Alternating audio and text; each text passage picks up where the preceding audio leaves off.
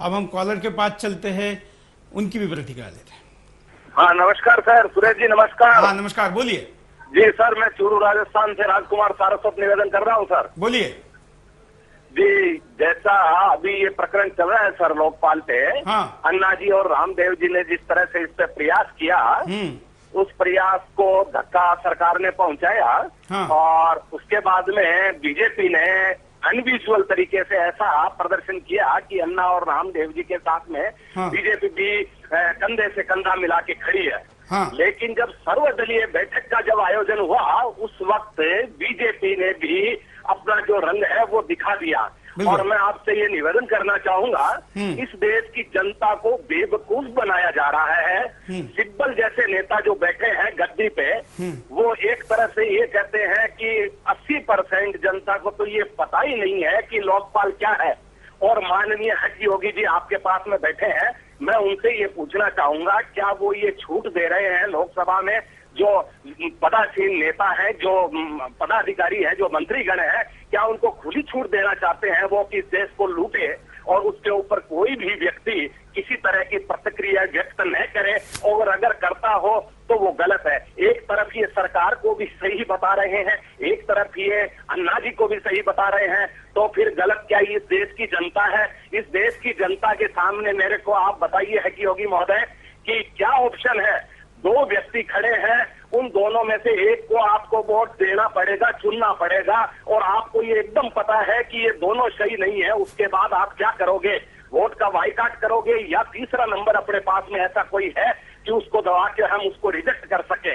ये ऑप्शन अपने पास में नहीं है महोदय। इसलिए आप यथार्थ को समझने का प्रयास करें। शायद मेरा जो मानना है, मैं आपके बच्चे के समान हूं, लेकिन मेरा ऐसा मानना है आपका अनुभव इसमें नहीं है, इस विषय में आपका अनुभव नहीं है। थोड़ा इसका अध्ययन आप करिए, उसके बाद में इस विषय पर महाशय आप थोड़ा सा बोलिए।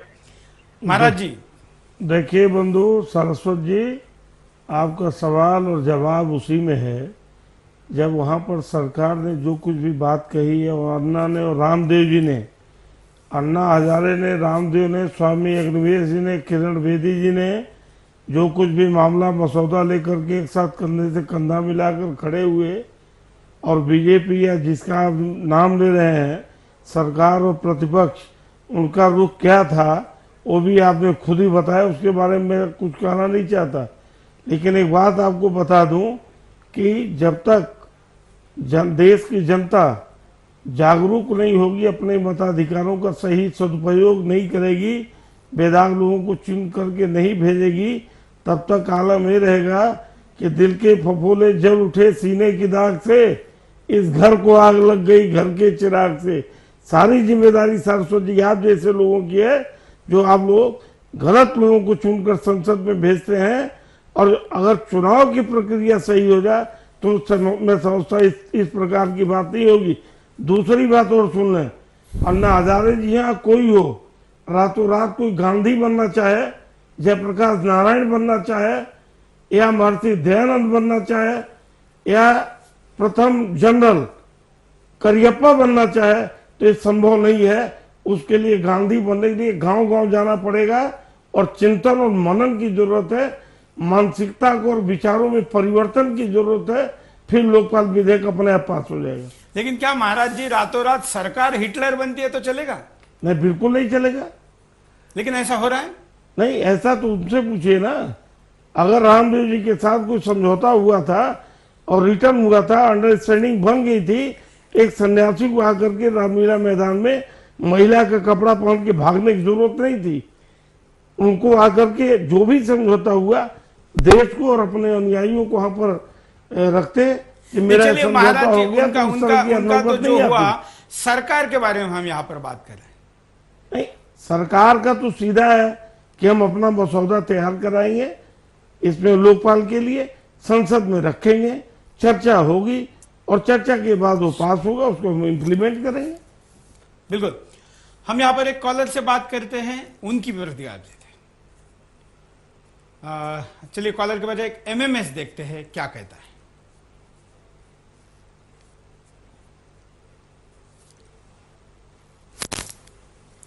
हम तकनीकी कारणों से एमएमएस यहां पर नहीं दिखा पा रहे, लेकिन उपाय दिखाते हैं क्या कहते हैं।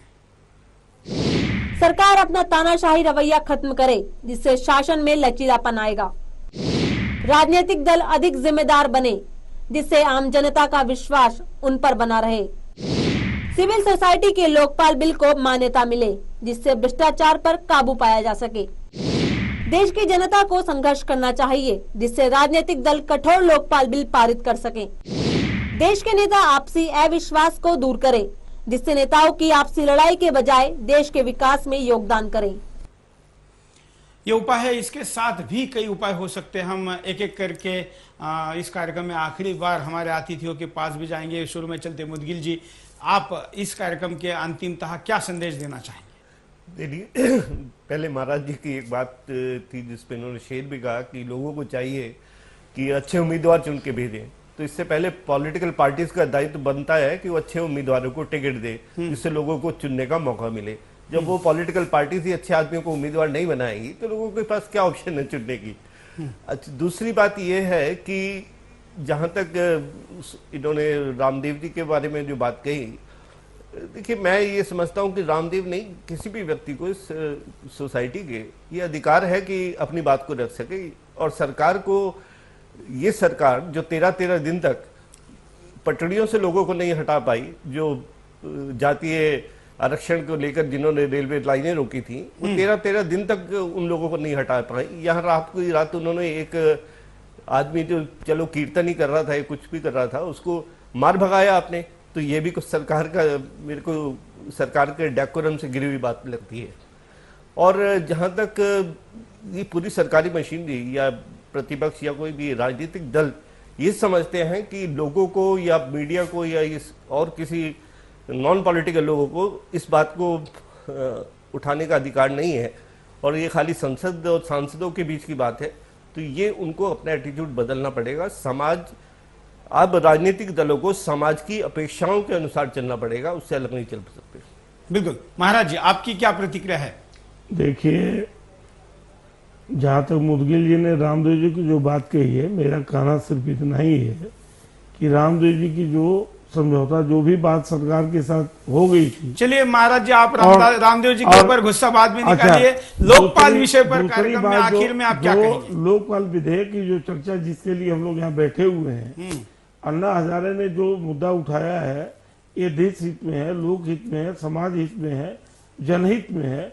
तो समाज सरकार इतनी गूंगी बहरी नहीं है, वो अपने दायित्वों को समझती है और अपने दायित्वों का निर्वहन जरूर करेगी और एक अच्छा लोकपाल विधेयक बने और इसका क्रियान्वयन हो, ताकि लोगों को जो है लाभ मिले और भ्रष्टाचार को जड़ से उखाड़ फेंकने में जनता का सहयोग पूरा मिलेगा, तभी कोई सरकार सकारात्मक और सही गति से चल सकेगी। लेकिन महाराज जी, अभी तक सरकार ने अपना मसौदा जनता के सामने पेश नहीं किया है। वो संसद में करेगी। संसद जब ये मसला इतना हॉट हो गया है कि आज गली गली में आदमी इस बारे में जानना चाहता है, तो सरकार का भी कर्तव्य बनता था कि अपना मसौदा पेश करे। उसके लिए उसका और अन्ना जी के बीच में क्या डिफरेंस है, ये भी सामने आए। उसके लिए संसद है, वहाँ जनप्रतिनिधि है, वहां पर चर्चा होगी, लाइव टेलीकास्ट होता है, दुनिया देखेगी, वोट कास्टिंग होता है, उसमें पक्ष विपक्ष दोनों को अपनी बात रखने का मौका मिलता है। जिन लोगों ने अपने सांसदों को चुनकर भेजा है, ये दायित्व उनका भी है। उनको पता है कि देश की जनता को, शासन को, प्रशासन को, समाज को किस दिशा में ले जाना है। लेकिन ये शासन तो पिछले 62 सालों से चल रहा है ना, तो इसी गति से ऐसे ही चलता रहेगा क्या? तो उसमें ऐसा नहीं चलेगा। तो देखिए, जिस प्रक्रिया की आप बात करें, ये प्रक्रिया तो पिछले सालों से, कई सालों से चल रही है। इसी प्रक्रिया से ये बिल पिछले 46 सालों से लटका हुआ है। नहीं, इसीलिए अन्ना हजारे को मौका मिला कहने का। हाँ सर, ऐसे लोकपाल विधेयक लाने का। ऐसे कई कानून हैं जिसपे सरकार जनता की राय मांगती है, बनाने से पहले मांगती है। उन मसौदों को जारी बकायदा न्यूज़पेपर में विज्ञापन दिया जाता है कि इस कानून के लिए आपकी राय भेजिए। इस बारे में सरकार इतनी चुप क्यों है? सरकार ने जो मसौदा, जो हर छोटे बड़े बिल के बारे में सरकार लोगों की राय लेना चाहती है, सिविल सोसाइटी को बुलाना चाहती है, तो इस मसौदे को तो और काफी मतलब काफी बिल्कुल बृहद तरीके से इनको जारी करना चाहिए था, जिससे खाली अन्ना जा रहे नहीं और लोग भी इस पे अपने ओपिनियन दे सकते। बिल्कुल, हम आशा करते हैं। महाराज जी, धन्यवाद, आपने भी इस कार्यक्रम में सहयोग दिया, सब सम्मिलित हुए। और मुदगिल जी, आपका भी आभार, इस कार्यक्रम में आपने समय निकालकर अपनी बात को रखा।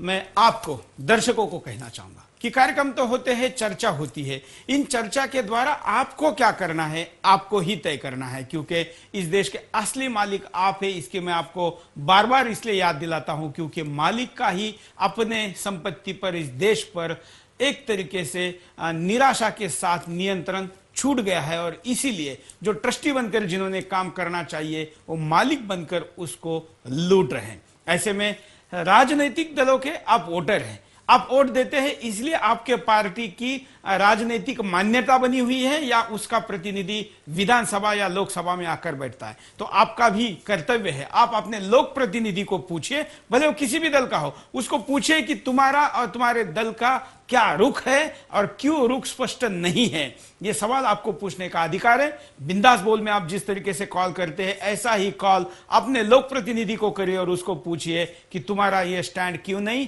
और क्या स्टैंड होना चाहिए। आपके कॉल जिस तरीके से बिंदास बोल में आकर बेखौफ तरीके से आप बोलते हैं, जब कॉल करके आप आपके लोक प्रतिनिधि को बोलेंगे तब जन लोकपाल की जरूरत भी नहीं रहेगी, लेकिन यह करना जरूरी है। आज के लिए इतना ही। जय हिंद।